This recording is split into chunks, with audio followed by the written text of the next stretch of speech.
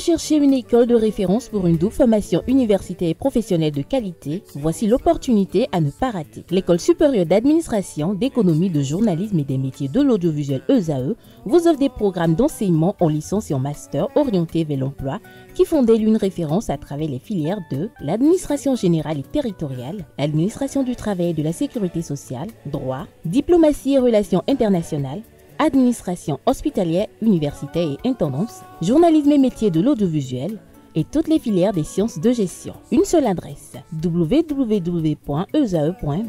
Rendez-vous dès maintenant sur nos campus ESAE Bedjromende au numéro 90 93 65 21 ou au numéro 98 98 14 00. Paracourt sur le numéro 52 46 12 12. Aboumé-Calavi au numéro 52 88 44 44. Akpakpa au numéro 52 88 33 33. ESAE, l'excellence à un nom. Le bulletin matinal d'information avec Anel Vianedou, bonjour. Bonjour à vous. Merci d'être là ce matin. Bonjour à vous, Romaric Gisgoubenou. Merci également d'être là pour l'actualité sportive. On démarre ce bulletin matinal d'information par les décisions prises hier en Conseil des ministres dans le registre des mesures normatives. Effectivement, comme il est de coutume, tous les mercredis, les membres du gouvernement béninois se sont réunis en Conseil des ministres sous la présidence effective du chef de l'État, chef du gouvernement et président de la République, Patrice Talon. D'importantes décisions ont été prises. Au titre des mesures normatives, on note l'affectation du domaine au profit de l'affectation de domaine au profit de la Société de gestion des déchets et de la salubrité SGDS SA. Des précisions sur l'ensemble de ces décisions prises au titre normatif avec le porte-parole du gouvernement, Wilfried Léandre Roubedji. Le Conseil des ministres s'est réuni ce mercredi 30 juillet 2025 sous la présidence de M. Patrice Talon, président de la République. Au terme de la séance, les décisions que voici ont été actées.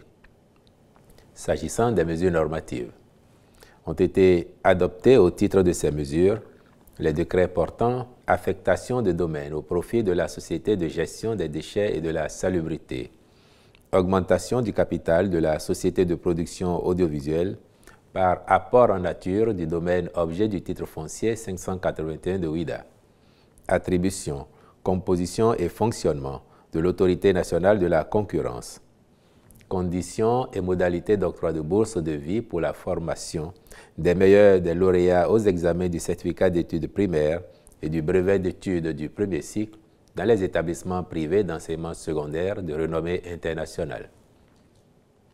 S'agissant des communications, en point 1, mission de contrôle technique dans le cadre du projet de construction de l'échangeur du Carrefour Védocor à Cotonou. Dans le cadre de la réalisation de ce projet, en partenariat avec le Japon, le processus de sélection des entreprises a pris fin en juin 2025 par la signature du contrat avec celle qui est déclarée adjudicataire. Le démarrage effectif des travaux interviendra d'ici la fin de l'année, après l'accomplissement de formalités administratives complémentaires. À cet effet, le recrutement d'un bureau de contrôle technique s'avère indispensable pour s'assurer de la conformité de l'ouvrage aux prescriptions du cahier des charges. Le Conseil a donc marqué son accord pour la contractualisation avec le bureau retenu, les ministres concernés étant instruits d'accomplir les diligences à cette fin. En point 2, dédommagement foncier et accompagnement social des personnes affectées par la libération de la berge lagunaire est de Cotonou. À la suite de la libération et de l'assainissement du côté ouest de la berge de la lagune, le gouvernement a prévu de mener les mêmes opérations sur sa partie est. Aussi, plusieurs diligences ont-elles été accomplies, notamment l'organisation de plusieurs séances d'information et de sensibilisation avec les représentants des populations qui, conscients de l'état d'insalubrité des berges, ont adhéré à l'initiative de les assainir et en ont reconnu la pertinence. En vue d'apprécier les mesures d'accompagnement à mettre en place au profit des personnes affectées, une mission d'évaluation foncière et immobilière du périmètre a été commanditée. Elle a permis de dénombrer 638 constructions dont 88% sont de type précaire. Les dites constructions servent non seulement de logement, mais aussi de lieux d'exercice de diverses activités à but lucratif, d'ateliers, d'entreposage de toutes sortes, etc. Au total, les propriétés foncières recensées s'établissent à 200 parcelles, dont 10 avec un titre foncier. Les personnes affectées relativement à ces propriétés comprennent celles dont la propriété est indiscutable, celles dont la présomption de propriété est vérifiable et celles ne disposant d'aucun titre. En appréciant le rapport de la mission d'évaluation, le Conseil a autorisé le dédommagement ou l'accompagnement social selon le cas au profit des personnes affectées. En point 3, mission de maîtrise d'œuvre complète dans le cadre du projet de construction de 2 complexes hôteliers et balnéaires à Akpakpa dans la commune de Cotonou. Sont prévus dans le cadre du dit projet, d'une part, un hôtel 4 étoiles, Rotana Hotels Resorts, sur une superficie de 8 hectares 6. Le complexe comprendra 102 chambres, 6 villas, des installations sportives, des spas, des restaurants offrant des options culinaires variées, des piscines, des salles de conférences, etc. D'autre part, il sera érigé un hôtel 3 étoiles, Edge by Rotana, sur une superficie de 5 hectares 4, composé de 80 chambres, de piscines, d'installations de sport, de restaurants, de spas, de galeries, de salles de réunion, etc. En vue de leur réalisation dans un délai de 30 mois, le Conseil a marqué son accord pour la contractualisation avec un cabinet réputé pour la mission de maîtrise d'œuvre complète. Celle-ci intègre les études et les travaux. Les ministres en charge du dossier accompliront les diligences nécessaires et veilleront à la bonne conduite du projet. En point 4, prise en charge par le gouvernement de la formation de 2 étudiants admis à l'École polytechnique de Paris en France. Une bourse d'études pour le cycle d'ingénieur est accordée à ces 2 étudiants et s'inscrit dans le cadre de l'encouragement de l'excellence en général et de la formation des professionnels d'élite en particulier. Les intéressés, à la fin de leurs études, pourront contribuer efficacement aux efforts de développement du pays dans le domaine de l'aéronautique notamment. Le gouvernement saisit cette occasion pour encourager les jeunes apprenants de nos collèges et universités à s'investir davantage pour leur développement personnel et partant pour renforcer le vivier de ressources humaines de qualité dont notre pays a besoin dans sa marche inexorable vers le progrès. Au chapitre des rencontres et manifestations internationales, enfin, il a été autorisé sous cette rubrique l'organisation du 3e congrès de la Société béninoise de neurologie du 6 au 8 août 2025 à Cotonou, ainsi que la participation du Bénin au 75e comité régional de l'OMS pour l'Afrique du 25 au 28 août 2025 à Lusaka en Zambie, puis à la 47e session des comités consultatifs interafricains et au 22e concours d'agrégation des sciences juridiques, politiques, économiques et de gestion du 10 au 21 novembre 2025. Le président de la République, chef de l'État et chef du gouvernement Patrice Talon était à Niki mardi dernier. Le chef de l'État Patrice Talon a effectué le mardi 29 juillet 2025 une visite dans le nouveau palais royal et l'arène de la Gani à Niki dans le département du Borgou. Reçu par son Altesse impériale Sero Toru Tuko Sari, il a découvert 2 nouveaux joyaux récemment achevé. Retour sur les moments forts de la visite du chef de l'État Patrice Talon dans cette capsule vidéo.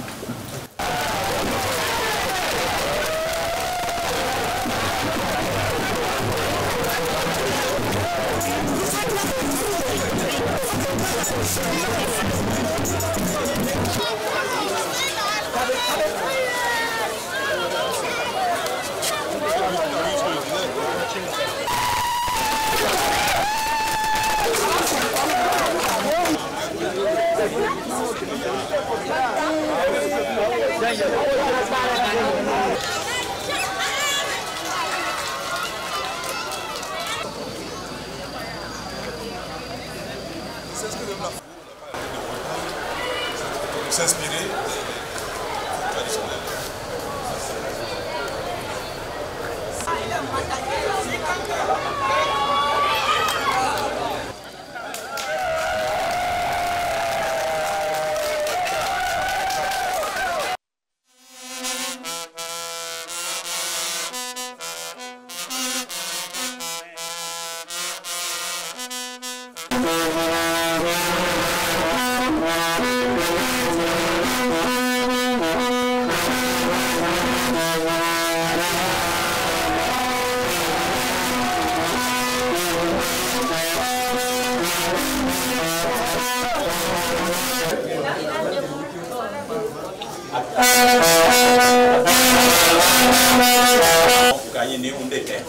Donc, vu au membre de la Cour, à ses ministres, donc je vais lui demander la permission de m'accorder encore quelques semaines, peut-être même quelques 2 ou 3 mois maximum, et de sécurité.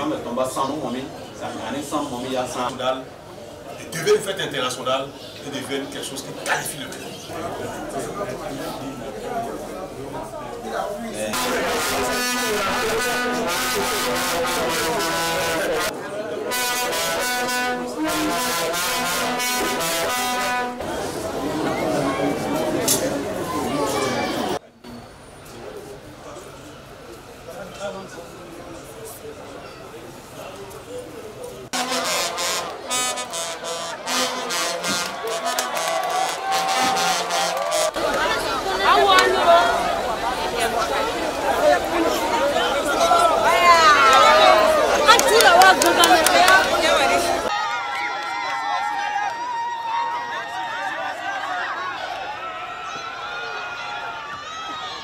Le ministre de la Culture, des Arts et du Tourisme, Jean-Michel Abimbola, a eu à justifier les raisons du déplacement du chef de l'État sur Niki. À présent, je vous invite à suivre le ministre du Tourisme, de la Culture et des Arts du Bénin, Jean-Michel Abimbola, qui se prononce sur l'évolution et le bilan des travaux concernant le nouveau palais royal et l'arène de la Garnie. On le suit. Vous savez que le chef de l'État est un homme de terrain et que tous les projets qui sont en cours, les projets d'infrastructure et même tous les autres types de projets, il aime aller constater lui-même sur le terrain comment les projets avancent, comment les réalisations avancent, les infrastructures avancent. Vous savez que dans à peu près un petit mois maintenant, exactement d'ailleurs le 6 septembre, nous allons avoir la prochaine édition de la Garnie. Vous n'ignorez pas non plus que le gouvernement du Bénin a construit et est en train d'achever la construction du nouveau palais royal du royaume de Niki. Et donc le chef de l'État a souhaité aller évaluer par lui-même le niveau de réalisation de ces travaux, de cette construction du palais du roi de Niki. Et c'est pour cela que nous nous sommes déplacés aujourd'hui pour aller sur ce site, pour que le président puisse constater, pour également en profiter pour réfléchir et sur les prochaines éditions de la Gani, en faisant tout le parcours rituel du roi pendant la Gani. Vous savez que le patrimoine immatériel que nous avons à Niki, du peuple Batonou, Bo et Peul, est un patrimoine immense, un patrimoine que nous voulons valoriser, que nous voulons mettre en tourisme pour les Béninois, mais également pour les visiteurs étrangers. Et pour cela, le chef de l'État a souhaité, avec le ministre du cadre de vie et des transports, la ministre du numérique qui est ressortissante de Niki, le ministre en charge de la culture que je suis, le directeur général de Bénin Tourisme, l'ANPT et une petite équipe aller constater de visu et voir comment nous pouvons à l'avenir mettre en tourisme ce patrimoine immense que nous avons de cavalcade, de culture équestre. Et donc c'était une visite passionnante, une visite dense comme toujours avec le président, une visite enrichissante. Et donc nous retournons à Cotonou, nous allons débriefer tout cela pour pouvoir, le cas échéant, faire des ajustements ou accélérer certains aspects qui peut-être n'étaient pas suffisamment développés. Donc voilà ce que je voudrais dire, c'était une visite intense mais très productive.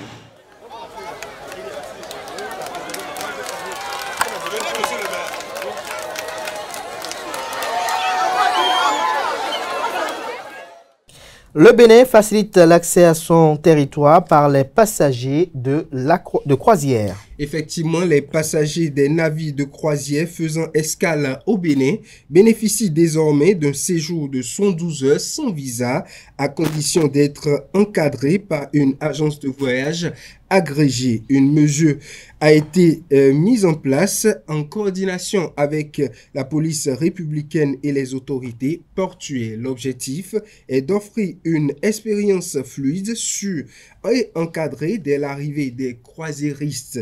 Elle permettra de renforcer l'attractivité de la destination, notamment auprès des compagnies maritimes opérant en Afrique de l'Ouest. Direction Côte d'Ivoire, où le président ivoirien Alassane Dramane Ouattara annonce sa candidature pour l'élection présidentielle d'octobre 2025, notamment sa candidature pour un 4e mandat. Ça fait couler beaucoup d'encre et de salive. La rédaction de Zaïre TV s'est rapprochée de Agapit Napoléon Maforican, consultant média communication, chroniqueur politique, sur ses déclarations de candidature. Effectivement, président de la République depuis 2011, Alassane Dramane Ouattara est candidat à sa propre succession pour l'élection présidentielle prévue pour le 25 octobre prochain. Cette annonce a été faite le mardi dernier, une déclaration qui suscite maintes réactions et commentaires au sein de l'opinion publique. Pourquoi a-t-il choisi ce moment pour sortir de son silence?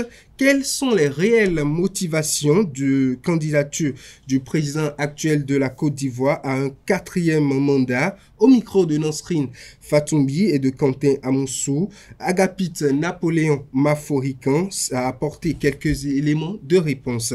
Suivez ses propos au micro de nos reporters. C'est un scénario quand même qui est connu. Il n'est pas le premier, il est le président en exercice, donc il prend son temps. Et il se déclare candidat seulement à la dernière minute. Il ne peut pas se déclarer candidat alors qu'il n'y a pas encore les autres candidats. Donc le président qui brigue sa propre succession attend toujours pratiquement le dernier moment pour pouvoir se prononcer. Donc on ne peut pas lui faire ce procès-là. On ne peut pas lui faire ce procès-là. On peut lui faire le procès peut-être des difficultés, des vicissitudes auxquelles le système a soumis l'opposition. certaines candidatures dont vous connaissez les histoires et les aboutissements. Et Ouattara, c'est quand même un très vieux militant. Il a connu tout. Il a failli ne jamais être apte pour être candidat dans l'ivoirité. Il revient de très loin. Et nous sommes dans un environnement aujourd'hui qui a beaucoup évolué. Et donc, si les textes en vigueur lui permettent d'être candidat, il n'y a pas de raison. Et est-ce que l'Ivoirien lambda estime qu'il en a des affaires de trop? Moi, je n'ai pas vu de vague depuis, alors que ça fait près de 3 mois, 4 mois, 6 mois, que l'histoire de sa candidature se raconte, se murmure. Et pourtant, le pays tourne normalement. Pour moi, je pense que si la Côte d'Ivoire estime qu'elle a besoin encore d'Alassane Ouattara, qui sommes-nous pour faire la morale au peuple souverain ivoirien? Moi, j'estime que si tant est qu'il a encore de l'envie, il a encore la force, la lucidité, la disponibilité,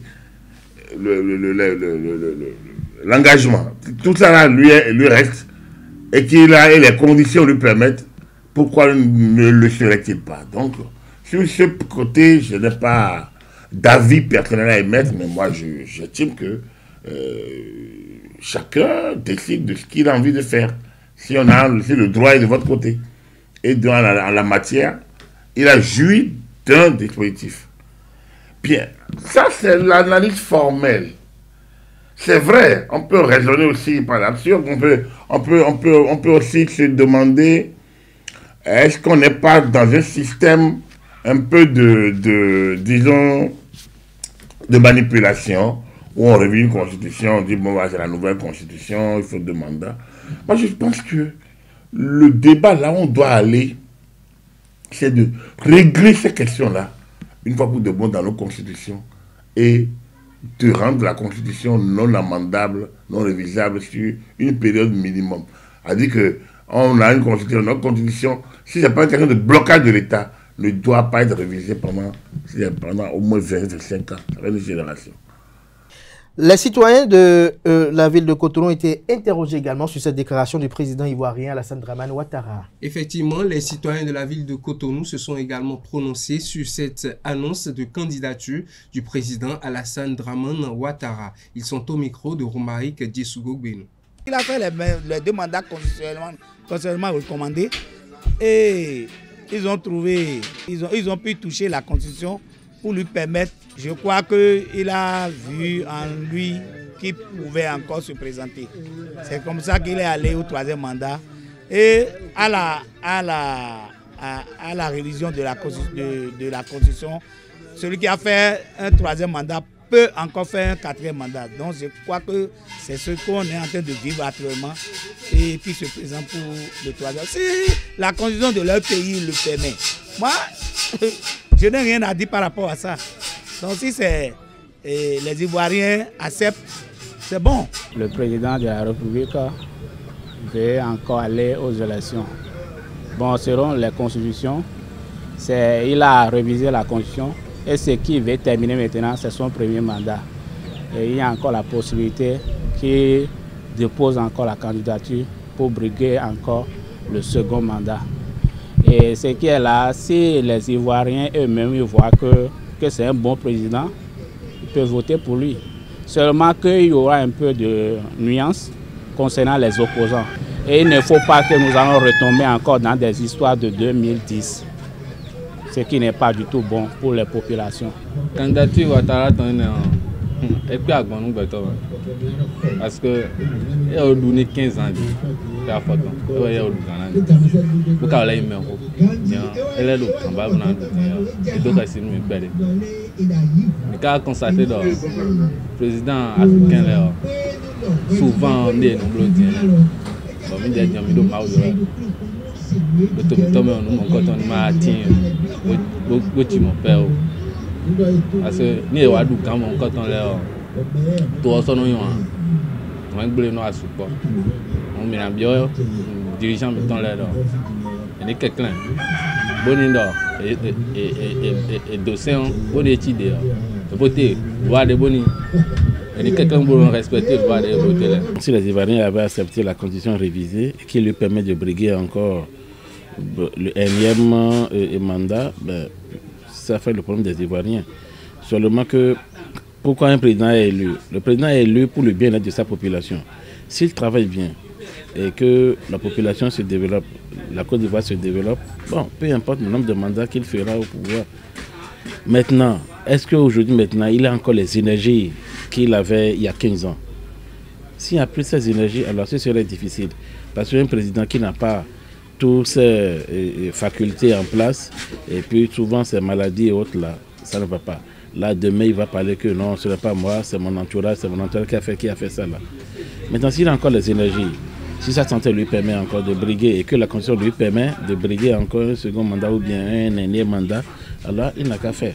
Merci à vous, Anaël Vianedo, pour cette présentation du bulletin matinal d'information. Restez avec moi, on passe à l'actualité sportive.